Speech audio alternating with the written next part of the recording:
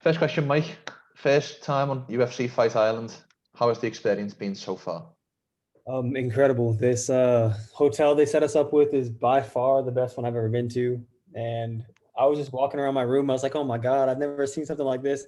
They made a bunch of these figurines, made of chocolate, which my hands are kind of getting sticky now. Uh, it was crazy. And then I saw Dustin's room. Oh my God. Yeah, right. He's up in like the penthouse and it's like a house. It's a house. It's insane. A level above for the main eventers or the pay-per-view main eventers, I suppose. Yeah. Do you think him and Conor McGregor have got similar rooms, or do you think McGregor's might even be a step up from that? Based on how much money McGregor's made for the UFC, I bet he's a step up. It wouldn't surprise me either. It's just something that I wanted. He probably got buzzers. Now let's talk about your career. So your last fight was in October 2019. Yeah. How hard has it been with the layoff? Was this a result of the coronavirus? How has that been? Talk to me a little bit about that. It's been 2020, man. This really crushed a lot of me mentally, physically. I've been hurt since January. Finally recovered, and then wasn't able to fight because I got hurt again. I got hit by a car, and I got really sick. I got a bunch of stuff. I don't know if it was COVID because I never ever tested positive for COVID. So, yeah, 2020 has been a real challenge for me. And then at the end of the year, I was running low on my finances, so I was just called my management. I was like, "Hey, I'm pretty much at the point where let's fight because I need I don't want to struggle anymore. I don't want to try and heal my body and have all this time off, and it's just terrible." So I told them, whatever name you got, my answer is yes, and they came up with Mason Jones. Yeah, and let's just briefly touch on your last fight because it was quite a highly touted fight, to be perfectly honest. Third round knockout over Thomas Gifford. How happy were you with your performance in that fight? I wasn't happy.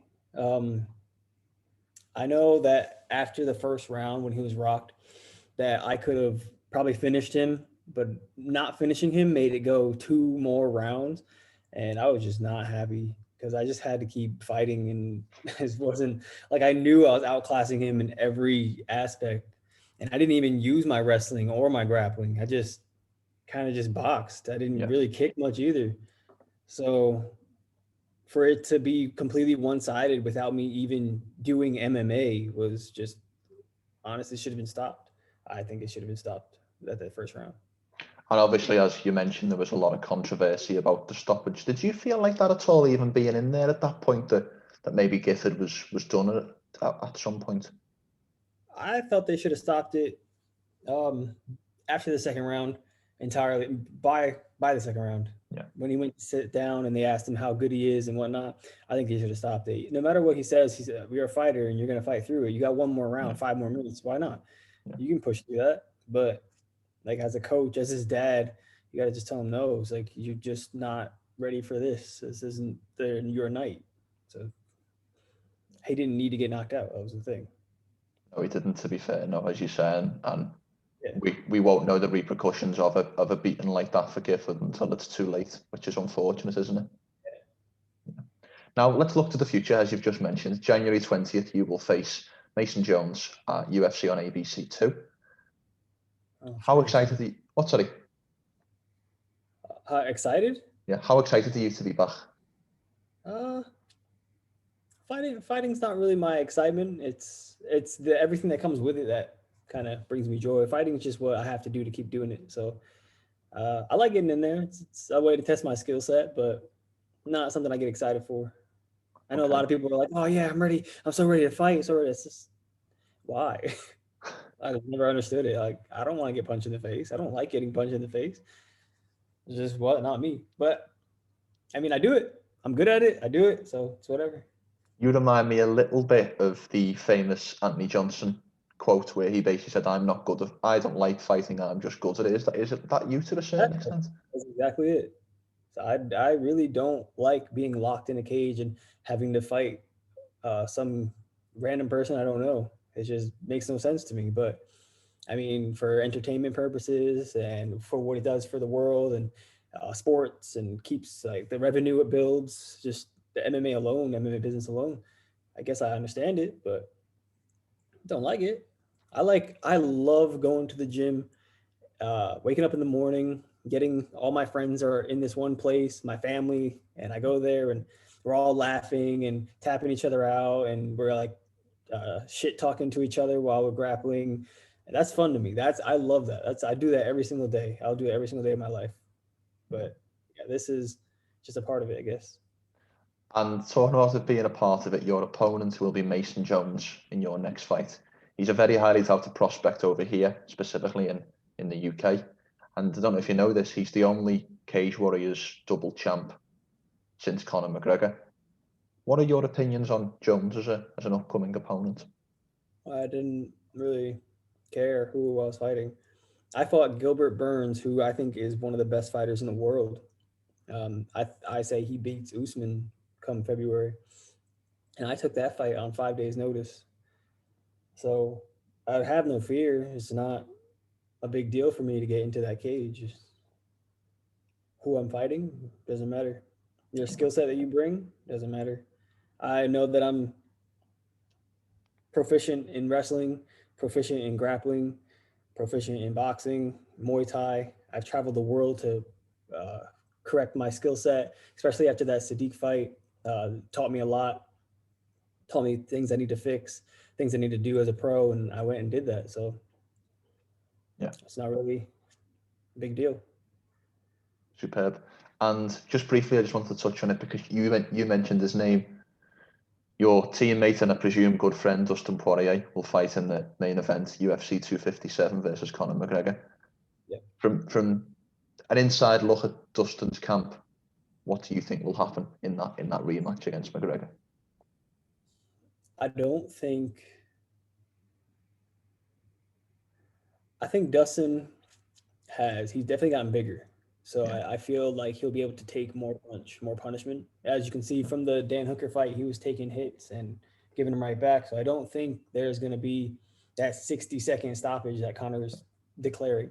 I honestly think with Dustin's cardio, he'll push it into the the championship rounds and tire him out because Dustin just barely gets tired. Yeah, he doesn't know, does he? And it's quite a contrast, isn't it? Some of Dustin's losses have been early, and I don't, just history shows that McGregor, even Michael Johnson, and then lately he seems to, as you say, be able to push through the fire in ways he maybe didn't previously. He's definitely improved. How beneficial is it to train an American top team with all the great guys? I don't want to name names specifically because there's so many. But what is that like training a super camp? You can literally find a UFC fighter, a Bellator, Risen, ONE FC, PFL, all the champs you can ever think of in any organization. There's someone there, and if you say you have a fight, what the coaches will do, they'll look at him and they'll be like, "Oh, he fights just like blanky blank over here, so he's going to be your partner for this camp." And then literally, this guy is like the PFL champ, or this guy's the UFC champ, the UFC ranked number 5 featherweight. So now he's your partner for this whole camp, and you're running through drills and this and that with him. So the competition there is insane. It's nuts. It's 100% all the time. So it's like I'm fighting every single day anyway. Yeah. And like I said, I feel because I'm tapping out people who are top ranked in the UFC, black belts, all black belts. There's pretty much, I think, like 2 people that aren't black belts in there. And man, it's a really hard push. It's definitely something you gotta be ready for mentally and physically, because if you can't keep up, you're getting hurt. Like you're just gonna get dropped and then sit out for the whole day. And I know you're saying that your coaches will pair you with someone who's specific to your opponent, but even just in the off season, who do you work with most at American Top Team in terms of fellow fighters? Who do I work with the most? I would say Nathan, the PFL 155 two-time champ. Yeah. Ponzinibbio. Yeah. Santiago Ponzinibbio. He's fighting this weekend. He's out here. I'll probably see him Thursday when I get released from this room. Dustin's a good training partner. I train with Jorge a lot too. There's one more person I train with. Oh, Moicano. Renato Moicano. Yeah. Oh my god. He's the if my grappling doesn't improve going with him, then there's no way. He's the best grappler I've ever gone against. Really? He's so good at grappling. He's so good all around, to be honest. He's had a bit of I would argue, I wouldn't want to say this disrespectfully, but he's had a bit of a funny run in the UFC, I would argue. Like he beat a little bit. He beat the main event fighter on Saturday, Calvin Kattar, by basically boxing him, and or suppose kickboxing him to a certain extent. But as you say, even the Cub Swanson submission, when he got hold of Cub's neck, it was over quick, wasn't it?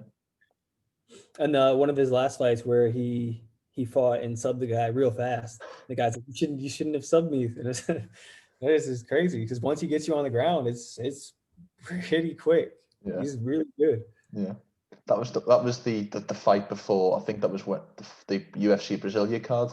Yeah. And Moicano goes, I wanted to go a little bit longer, and I think his opponent was Damir Hadzovic. We shouldn't have submitted me then. Yeah. That's how he is. I mean, it just flows so natural for him. It just happens. Yeah. Well, yeah, I give praise to Moicano's grappling. If he ever hears this, man, he has the best grappling I've gone against. And my goals now is to get dominant positions on him, but that's pretty much the best I can do. Really? Yeah, I can't sub him. I cannot.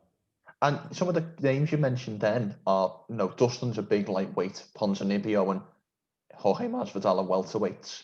Is it difficult going against them guys being the smaller guy in terms of how hard is sparring with them guys?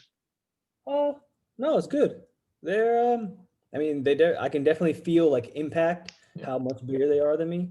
Because, I mean, I'm walking around like 172-ish on a high day. Yeah. And they're almost 200 on a high day. So when we're sparring and they're throwing kicks and I have to absorb that kick, it's wearing me out because it's so much energy I have to use to stop it. But again, that helps me because now I fight at 45, honestly, originally, and I'll probably go back down after maybe 1 or 2 55s because they're just not heavy. I'm not a heavy person. And knowing that I can take them down, I can reverse them, I can out grapple them, out strike them, that shows me that when I go to 55 or go to 45 and the kicks are a fraction of what they feel like going against 170, it's easy. Yeah. It's something that I can't remember who it was. I think it might have been, do you know the heavyweight Jared Vanzera? Come off the Contender Series. I spoke to him about that and he said about how reassuring a feeling it is when you maybe clinch up with someone and you almost know that you're stronger than them. It's a nice 100%. Yeah. Because like Ponzinibbio is big. He's a big guy. And for me to be able to like sweep or take him down, lift him up, move him around. So now when I get to a 55er and I grab you, you're 20 pounds lighter, like a minimum of 20 pounds lighter. So moving you around like ease, picking you up one hand. I don't know. It's nothing. You might disagree with this, but I think it'll be interesting to see. I'm actually hoping to speak to Ponzinibbio after his fight on the 16th, but it will be interesting to see how he comes back after this long layoff. I believe he's fighting Li Zhang. I think I'll say he wins, definitely wins. He's was on a 7-fight win streak. He's 27-3. Man's a monster. He has probably one of the best jabs that I have to. Yeah. I legitimately have to be on my toes because his jab is on point. He was very impressive in his last victory as well against Neil Magny, who has been on a tear. I think that's Neil Magny's last loss. If memory serves. I just saw him. He's down. He's here. Is he? Yeah, he's here. Yeah. What is it like being on Fight Island? Do you just bump into people and faces? Well, not right now because, like I said, we're quarantined into the room. But like when we're on the plane, everybody's there. DC's there, having a conversation with DC, and then like all my teammates are around. Dustin, they have camera crews following Dustin around 24/7. Just take a bite of a sandwich, like it's all in his face.